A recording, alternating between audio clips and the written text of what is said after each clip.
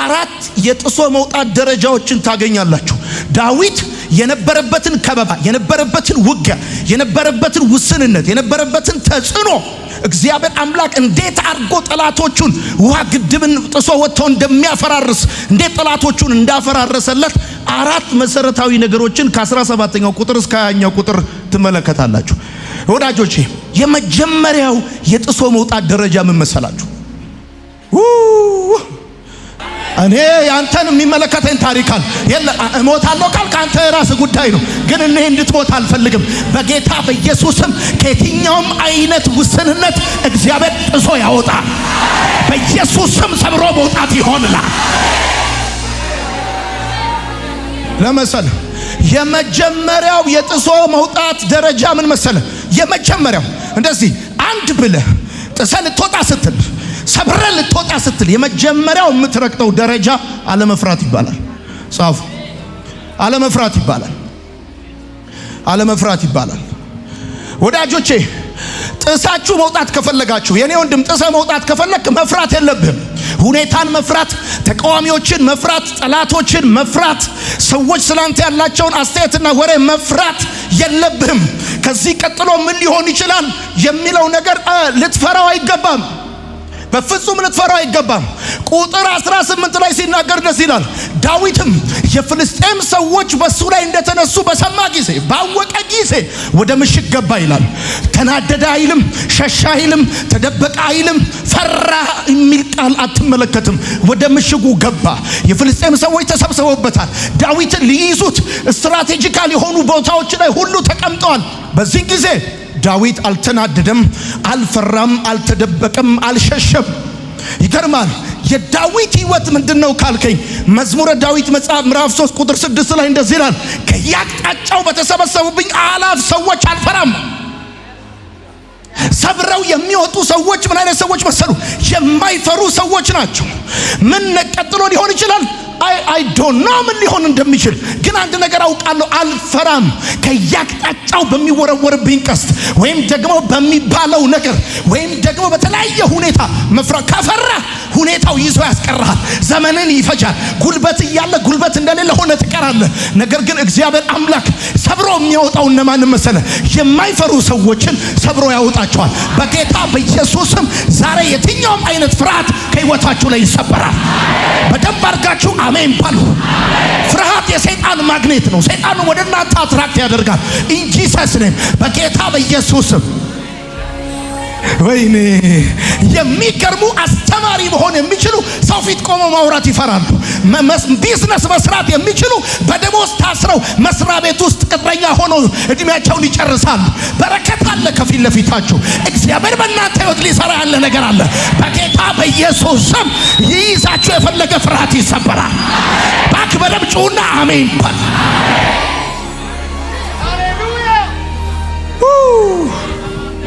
ከያቅጣጫው በተሰለፉብኝ አላፍ ሰዎች አልፈራም። ወዳጆች ዳዊት እንደዚህ ያደረገ።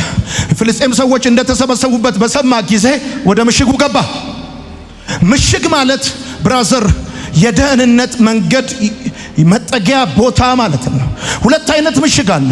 አካላዊ ምሽግ አለ፣ ከዛም ሲቀጥል ደግሞ መንፈሳዊ ምሽግ አለ። ዳዊት አካላዊ ምሽግ ብቻ ሳይሆን የነበረው መለኮታዊ ምሽግ ነበረው። በሁለተኛ ሳሙኤል መጽሐፍ ምዕራፍ 22 ከቁጥር 1 እስከ 4 ስታነቡ ከሳኦልና ከጠላቶቹ እጅ ባዳነው ጊዜ ዳዊት የዘመረው መዝሙር ሁለተኛ ሳሙኤል መጽሐፍ ምዕራፍ 22 ከቁጥር 1 እስከ 4 ስታነቡ እንደዚህ ብሎ ይናገራል። ዳዊትም እግዚአብሔር ከሳኦል እጅና ከጠላቶቹ እጅ ሁሉ ባዳነው ቀን የዚህን ቅኔ ቃል ለእግዚአብሔር ተናገረ። እንደዚህም አለ፣ እግዚአብሔር አለቴ፣ አምባዬ፣ መድኃኒቴ ነው። እግዚአብሔር ጠባቂዬ ነው፣ በእርሱም እታመናለሁ። ጋሻዬና የረድኤቴ ቀንድ፣ መጠጊያዬ፣ መሸሸጊያዬ፣ መድኃኒቴ ሆይ ከግፍ ስራ ታድነኛል። እግዚአብሔር አለቴ። አየ ዳዊት ዲቫይን ምሽጋል። ኢየሱስ ክርስቶስ ጌታ። እስቲ በደንብ አርጋችሁ አሜን በሉ። ዳዊት በዚህ ቦታ እየተናገረ ያለው እግዚአብሔር መሸሸጊያው እንደሆነ ነው። ለዚህ ነው ጠላትን የማይፈራው። ዳዊት ጠላትን የማይፈራው ትላንት ድል ስላረገ ልምድ ስላለው ጦረኛ ስለሆነ ወርውሮ ስለሚመታ አይደለም። እግዚአብሔር ጠባቂው፣ እግዚአብሔር ፕሮቴክሽኑ ስለሆነ ዳዊት ጠላቶቹን አይፈራም። አንድ እውነት እነግርሃለሁ። እግዚአብሔርን መጠጊያ አድርገህ ያዝ። ያዘው። ዘመድህን አይደለም፣ ዘርህን አይደለም፣ ትምህርትህን አይደለም፣ ዲግሪህን አይደለም፣ ማንንም አይደለም፣ ስጋ ለባሽን አይደለም። እግዚአብሔርን መጠጊያ አድርገህ ያዘው። በጌታ በኢየሱስም ሰብረህ ትወጣለህ። በጌታ ወጋው የፕሮቶኮል መንፈስ ሰብረህ ትወጣለህ።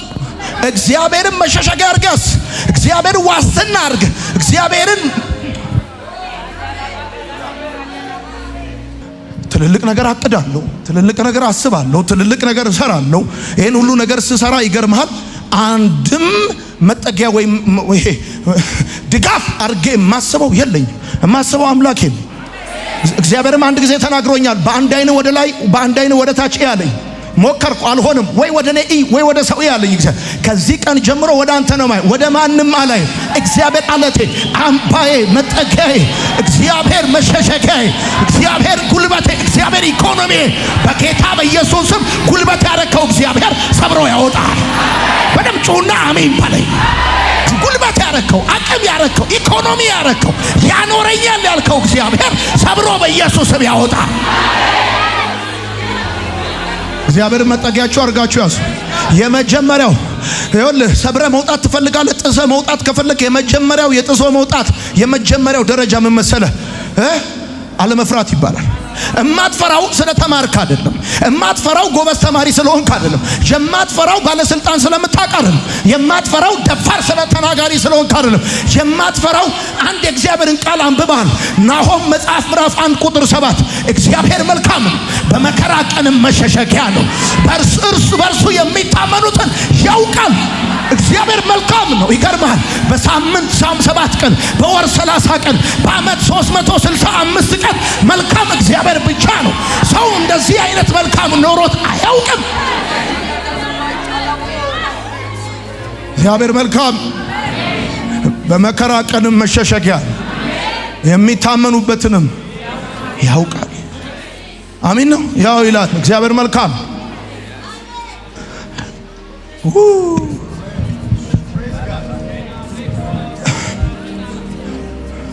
ብራዘር፣ እኔ ትላንት ያልፈራው ዛሬና ነገ መፈራበት ምን ምክንያት? ስማ እኔ አንተ ጀርባህን ብትሰጠኝ አልፈራም። እኔ ደግፈኸኝ አላመጣኸኝ፣ አግዘህ እዚህ አላደረስከኝም። ተሸክሞ አግዞ እዚህ ያመጣኝ እግዚአብሔር። ስጀምር ካልነበርክ ስቀጥል አታስፈልግም። አንተ ስትጀምር ዮናታን ካልነበረ፣ አንተን ወደ መኖር ለማምጣት ዮናታን ካልነበረ፣ ይገርማ ማንም ሰው ፊቱን ጀርባውን ላንተ ቢሰጥ መታመኛ ያደረከው መነሻ ላይ የተደገፍከው እግዚአብሔር አምላክ እስከ መጨረሻ ይዞ ይሄዳል። ለሆነ ሰው መልእክት ነው። ለሆነ ሰው መልእክት ነው። እኔ እንደውም አንዳንድ ጊዜ እንደዚህ እናገራለሁ። አንዳንድ ሰዎች መልእክት ይዘው ጥግ ይዘዋል። ሌላ ሰዎች መልእክት ሳይዙ ሚዲያ ይዘዋል። እኔ ባርካቸዋለሁ። እግዚአብሔር በውስጣችሁ ላይ ያስቀመጠው ትክክለኛ መልእክት በጌታ በኢየሱስም ዘመኑን አሳልፎ ይስጣችሁ። በኢየሱስም ሚዲያውን አሳልፎ ይስጣችሁ። ሪሶርሱን አሳልፎ ይስጣችሁ። ጥሶ መውጣት ይሆንላችሁ። የምንካፈለው የእግዚአብሔር ቃል ሐሳብ ጥሶ የመውጣት 4 ደረጃዎች የሚል ይሆናል። በአንድ ወቅት አንድ መጽሐፍ ሳነብ እንደዚህ የሚል ሐሳብ አገኘሁኝ።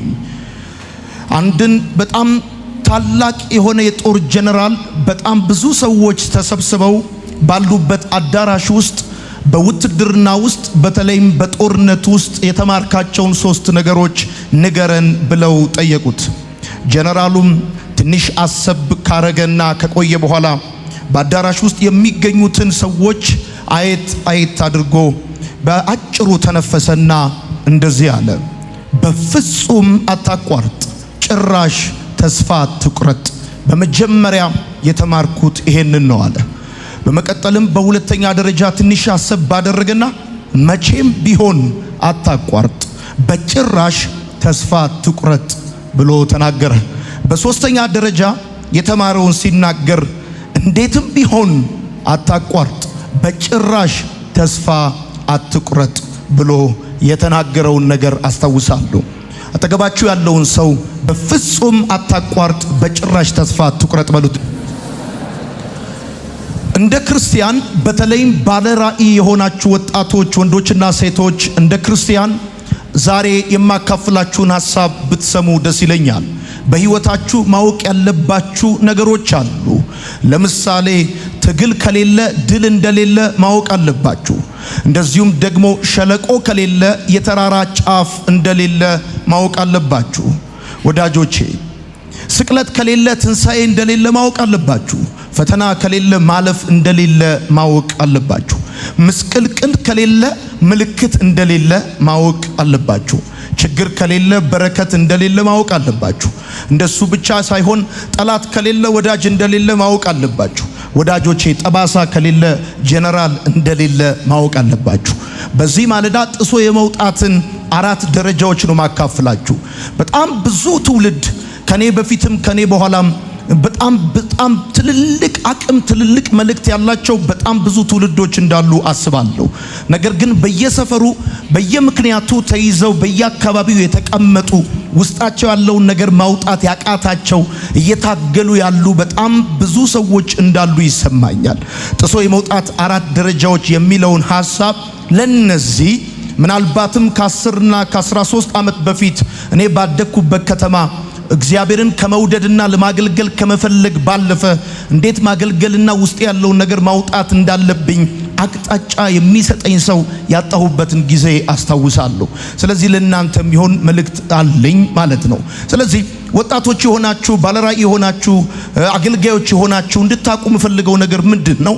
ትግል ከሌለ ድል የሚባል ነገር እንደሌለ ማወቅ አለባችሁ። በጣም በህይወታችሁ እርግጠኛ እንድትሆኑ የምፈልገው ነገር አንዱና መሰረታዊው ነገር ይሄ ነው። ፈተና ሲኖር ነው ማለፍ የሚኖረው። ስቅለት ሲኖር ነው ትንሣኤ የሚኖረው።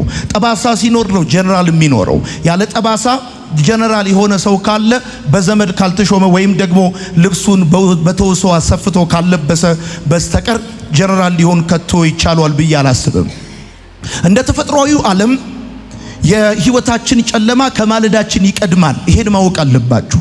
እሱ ብቻ አይደለም፣ ጥንካሬ የተአምራት ውጤት ሳይሆን የትግል ህይወት እንደሆነ ማወቅ አለባችሁ።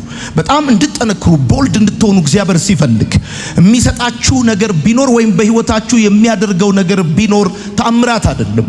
ተአምራት እንደውም በህይወታችሁ በጣም የቅንጡስ ልጆች ወይም ደግሞ ገና ያላደጉ ሰዎች ህይወት እንደሆነ ይሰማኛል። ተአምራት በእያንዳንዱ የክርስትና ህይወት ውስጥ ወይም በአማኞች ህይወት ውስጥ አስፈላጊ እንደሆነ አምናለሁ።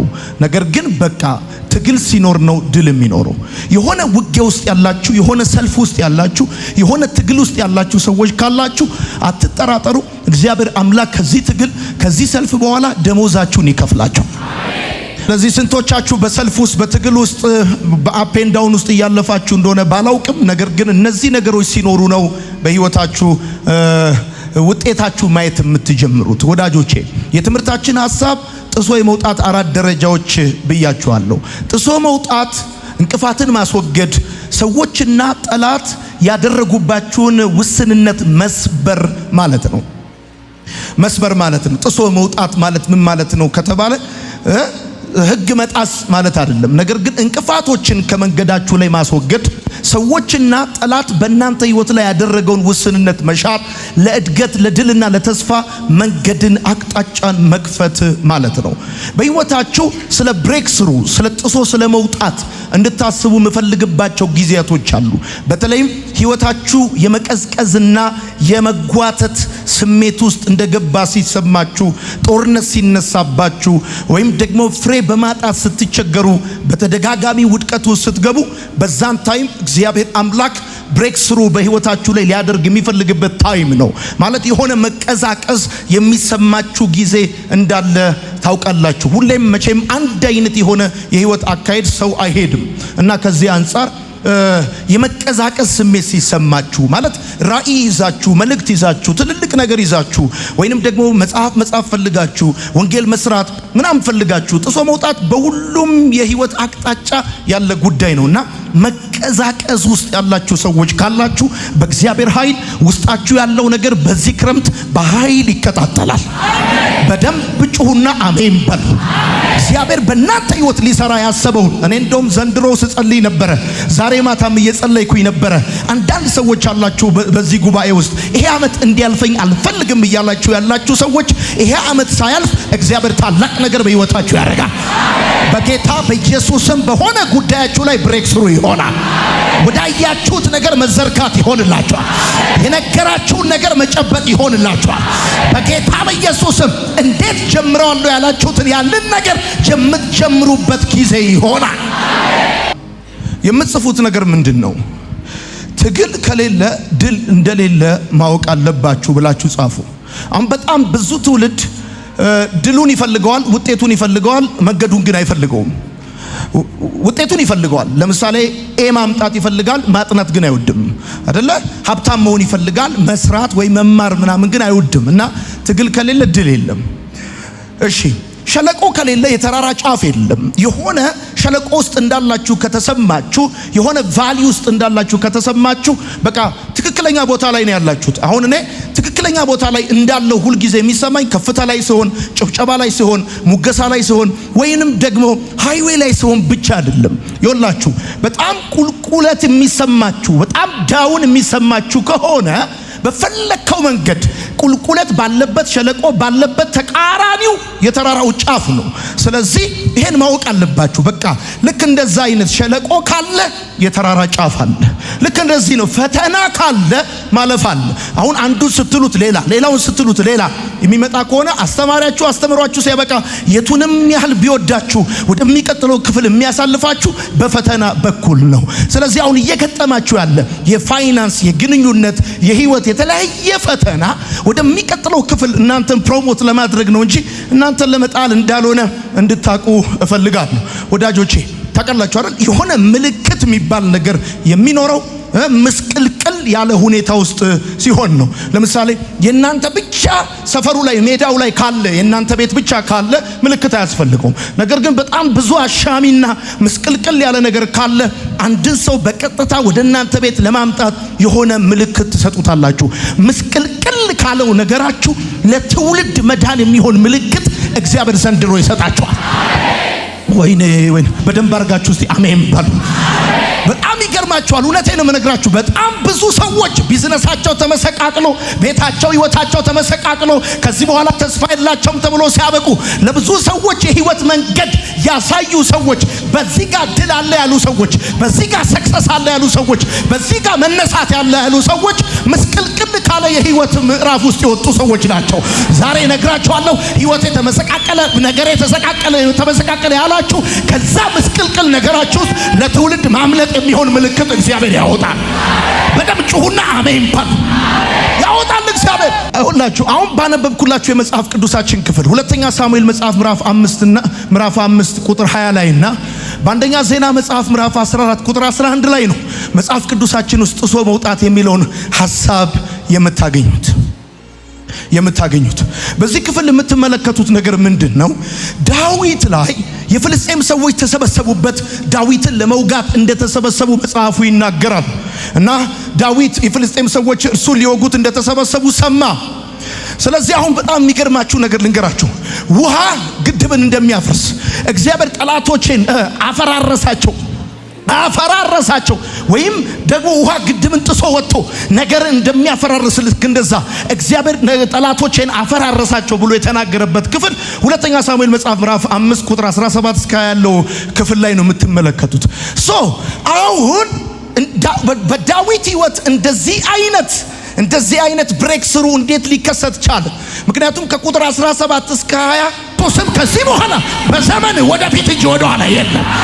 በጌታ በኢየሱስ ወደ ኋላ ቢጎትት የተቆረጠ ይሆን።